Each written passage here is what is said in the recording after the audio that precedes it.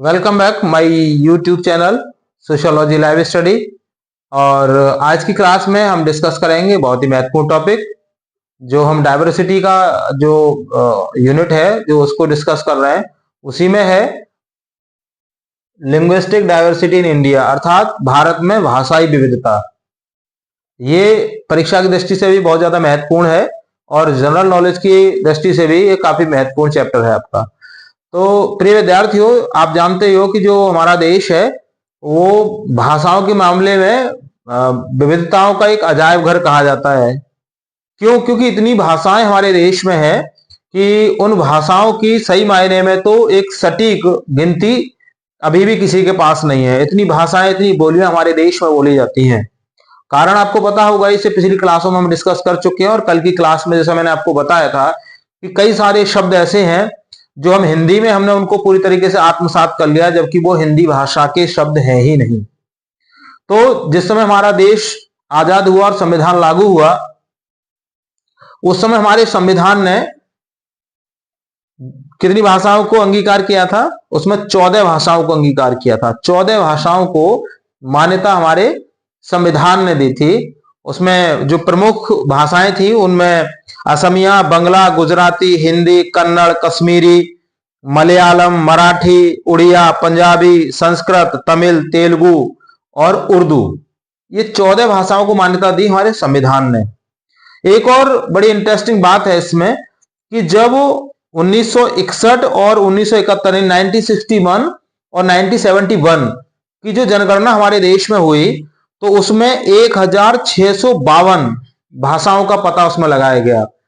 1652 भाषाएं मतलब चिन्हित की गई। इसके अलावा ऐसी उनसे अतिरिक्त ऐसी तमाम भाषाएं जिनको बोलने वालों की संख्या 5 लाख के आसपास है, उन भाषाओं की उसमें गिनती नहीं की गई, उनको इसमें काउंट नहीं किया गया।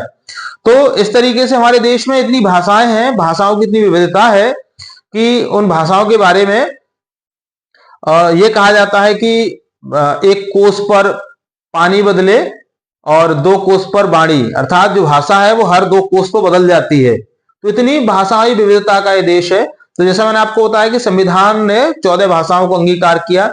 उसके बाद में 15वीं भाषा को, मतलब एक संशोधन के द्वारा 15वीं भाषा को भी इसमें ऐड किया गया और वो सिंधी भाषा को भी संविधान में एक भाषा का दर्जा दिया गया। इसके अलावा 1992 में एक संविधान संशोधन हुआ और उसमें 3 और भाषाओं को जोड़ा गया। ये भाषाएं थी कोंकणी, मणिपुरी और नेपाली। 3 भाषाओं को जोड़ करके इस तरीके से फिर 18 भाषाएं हो गई। इसके बाद 2003 में एक पुनः संशोधन किया गया संविधान में और 4 और भाषाओं को वहां पर जोड़ा गया, जिसमें बोडो, संथाली, डोंगरी और मैथिली, ये 4 भाषाएं उसमें जोड़ दी गई। तो आज अगर हम देखें तो भारतीय संविधान में 22 भाषाएं मान्यता प्राप्त हैं। 22 भाषाओं को संविधान ने मान्यता दी है। तो कुल मिलाकर के अगर हम देखें तो आज की डेट में हमारे देश में 70% जो आबादी है वो लगभग हिंदी बोलने वाले लोगों की है, हिंदी भाषी लोगों की है। तो भाषाओं की जो विविधता है समाज शास्त्र में उसको 3 भागों में डिवाइड किया गया है, 3 कैटेगरी उसकी अलग अलग डिवाइड की गई हैं। जिसमें पहली जो कैटेगरी है या श्रेणी है उसको कहते हैं हम इंडो आर्यन लैंग्वेज या इंडो आर्यन भाषा आप कह सकते हैं इसको। इसमें 12 भाषाएं दी गई हैं, जिसमें हिंदी है, उर्दू है, बंगला है, असमिया है, उड़िया है, पंजाबी, सिंधी, मराठी, गुजराती, राजस्थानी, बिहारी और हिमाली, यानी 12 भाषाओं को इसमें स्थान दिया गया है। और ये 70% जो आबादी है वो लगभग इसी इंडो आर्यन भाषा को बोलने वाले लोगों की है हमारे देश में।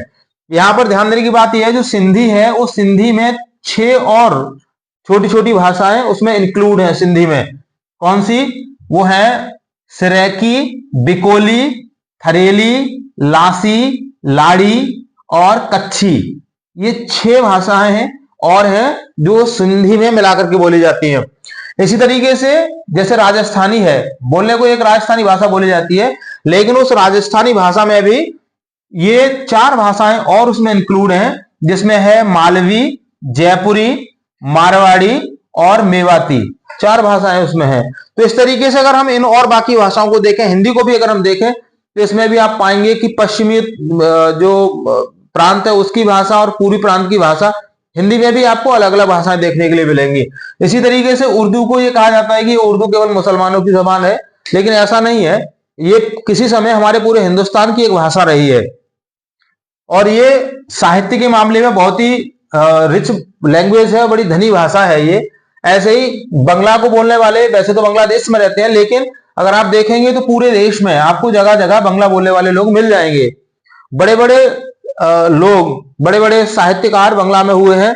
समाजशास्त्री राधा कमल मुखर्जी बंगला से हुए हैं। रविंद्रनाथ टैगोर जैसे जो विद्वान और साहित्यकार जिनको साहित्य का नोबेल पुरस्कार मिला था वो बंगला से हुए। बंकिमनाथ चटर्जी बंगला से थे। तो इस तरीके से ये भी अपने में एक बहुत ही अच्छी बड़ी भाषा मानी जाती है। इसी तरीके से असमिया, उड़िया, जितनी भी भाषाएं हैं, पंजाबी भाषा को भी अगर हम देखेंगे वहां पे तो ये संस्कृत से मेल खाती है और इसकी जो लिपि है वो गुरुमुखी लिपि है। गुरुमुखी, आप ध्यान रखेंगे थोड़ा सा, जो लिपि है इसकी कौन सी है? गुरुमुखी। ये भी 2 भागों में विभाजित है, पश्चिमी जो पंजाब है वहां पर और पूर्वी पंजाब में अलग अलग ये पंजाबी भाषा बोली जाती है। इसी तरीके से इसकी जो दूसरी कैटेगरी है वो है द्रविडियन लैंग्वेज। द्रविडियन लैंग्वेज या द्रविड़ लैंग्वेज या द्रविड़ भाषा। इसके अंतर्गत आती है तेलुगु, कन्नड़, तमिल और मलयालम। ये 4 भाषाएं इसके अंतर्गत आती हैं। तीसरी जो इसकी कैटेगरी है वो है ऑस्ट्रिक लैंग्वेज या ऑस्ट्रिक भाषा। इसमें मुंडेरी, संथाली, हो, खलिया, बिरहोर और भूमिज और कोरबा, ये कुछ प्रमुख भाषाएं हैं जो ऑस्ट्रिक लैंग्वेज और या ऑस्ट्रिक भाषा में आती हैं। ध्यान देने की बात यह है कि ये जो सारी भाषाएं जो ऑस्ट्रिक है ना, ये अधिकांशतः जो जनजातियां हैं उन जनजातियों के द्वारा बोली जाने वाली ये भाषाएं हैं, जनजातियों के द्वारा। ठीक है, तो ध्यान रखेंगे आप। तो इस तरीके से जो 3 कैटेगरी हैं इसकी आप ये ध्यान रखेंगे और मतलब एक इसका सीक्वेंस भी है, उस सीक्वेंस में आपको याद करने में भी आसानी रहेगी। तो इस तरीके से आप लिख सकते हैं। तो चैलेंज जो भी है सोशियोलॉजी में जो इसका चैलेंज है वो ये है कि इतनी भाषाएं हैं हमारे देश में, जो डायवर्सिटी है लैंग्वेज की, भाषाई विविधता है, वो क्या है कि कुछ राजनीतिक दलों ने अपने निजी स्वार्थ के लिए इसमें अपने की भावना, तेरे मेरे की भावना इसमें आ गई है और उसको एक राजनीति से जोड़ करके एक क्षेत्रीयता इससे पनप रही है। और ये लोगों को जोड़ने की बजाय, जैसा कल हमने आपको बताया था कि जो संजातीयता है उसमें क्या है कि एक खास आइडेंटिफिकेशन के आधार पर वो दूसरे से उसको अलग करते हैं।